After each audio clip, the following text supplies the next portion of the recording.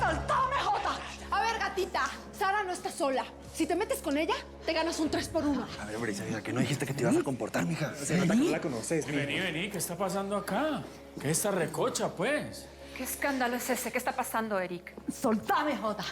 Mira, Sarita, vos ya acumulaste bastantes millas conmigo, ¿me oís? Y de Briseida Montero, nadie se burla y vive para contarlo. ¿Ah? Briseida. ¿Esta es la colombiana con la que tú...? Mira, Tita, yo creo que este no es un buen momento para estar hablando de esas cosas, ¿me entiendes? Manuel y el gallo te sacaron una vez. Y con ellos yo ya arreglé cuentas. Pero con vos apenas voy a empezar, así que Sarita, hazme un favor, ¿sí? Saca tu relojito y empezarlo a mirar para que le contes al diablo a qué hora empezó tu viaje. Morite.